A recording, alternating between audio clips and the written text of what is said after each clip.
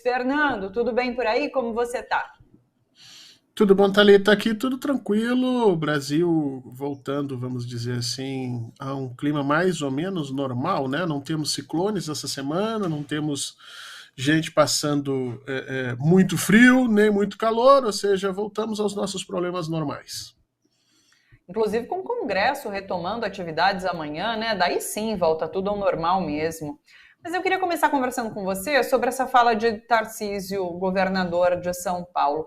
Essa fórmula, inclusive, não é nova, né, Fernando? Essa pauta da segurança pública é muito utilizada por políticos da extrema-direita. Eu lembro muito bem de Witzel, né, comemorando, inclusive, quando aquele sequestrador foi morto com um tiro na cabeça. Enfim, é uma fórmula antiga utilizada por políticos da extrema-direita, essa questão da segurança pública e das mortes. O Cláudio Castro também fez isso no Rio de Janeiro, né? As ações policiais ali em comunidades eram muito festejadas por Cláudio Castro, que acabou se reelegendo com essa pauta também de matança, né?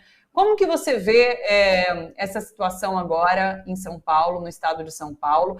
As comunidades ali na Baixada reclamando que estão tocando o terror ali, né? Estão torturando familiares e pessoas para resolver uma questão de segurança pública. O que você tem a dizer sobre esse cenário aqui em São Paulo?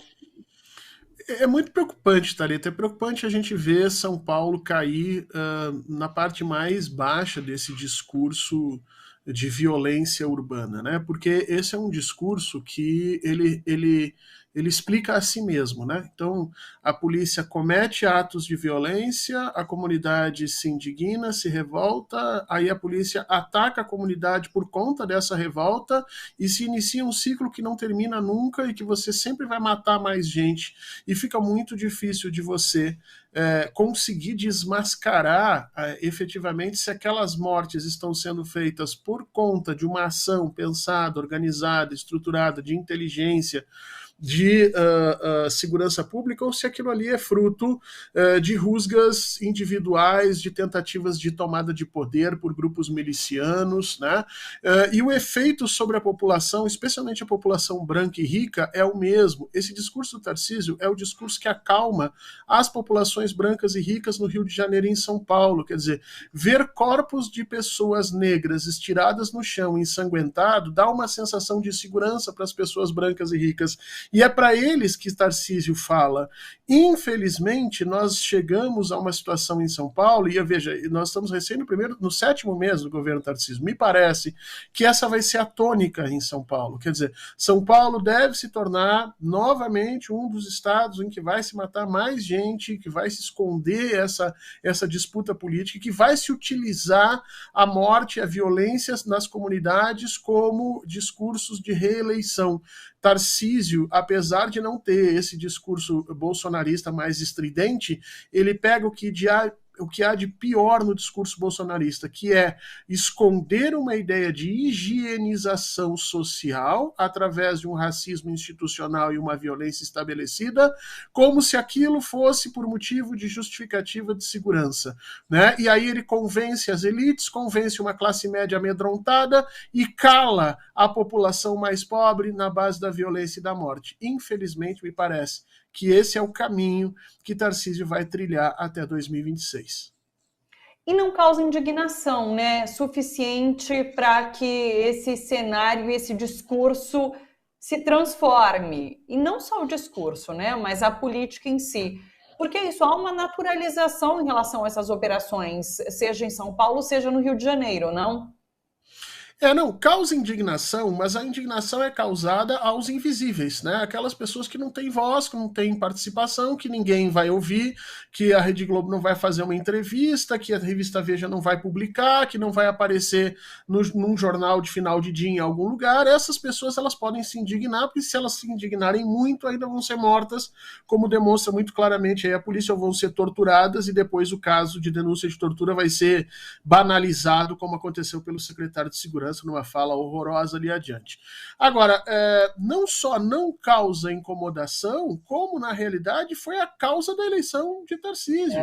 Quer dizer, as elites urbanas, especialmente as elites urbanas de Rio e São Paulo, são quase todas apoiadoras desse cenário bolsonarista de guerra social àqueles que são entendidos como inimigos. E os corpos negros, as populações periféricas, as populações que não usam os mesmos perfumes, que não se vestem das mesmas roupas, que não usam os mesmos códigos de educação, elas são entendidas como inimigas e a elas é direcionada a força do Estado.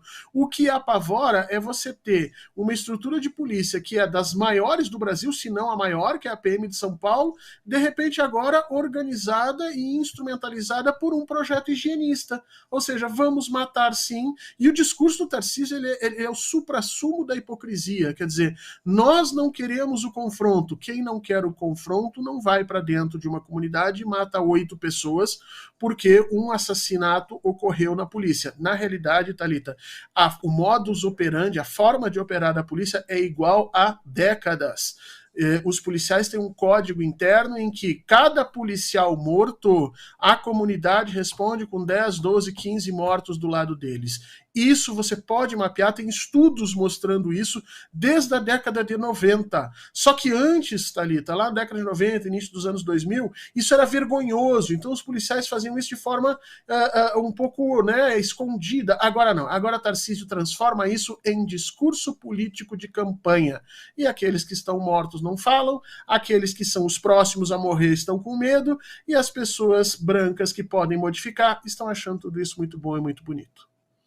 As reportagens dão conta, inclusive, que o governo Tarcísio elegeu esses 2 focos, né, que é a Baixada Litorânea e a Cracolândia, a região central lá de São Paulo, que também, assim, continua sendo tratada como caso de polícia, e é que a gente não vem noticiando sempre a região que está acontecendo ali na Cracolândia, mas é uma situação bastante deprimente, e que isso, mais uma vez, não se trata como uma questão, de repente, de saúde que precisa se resolver, a assistência social, saúde, mas sim como um caso de polícia, e aquelas pessoas que estão ali na região acabam sofrendo. Você sabe, Fernando, que na sexta-feira eu discutia com o Rudahit, cientista político, sobre a questão do bolsonarismo em São Paulo, porque no ano que vem a gente tem eleições municipais, né?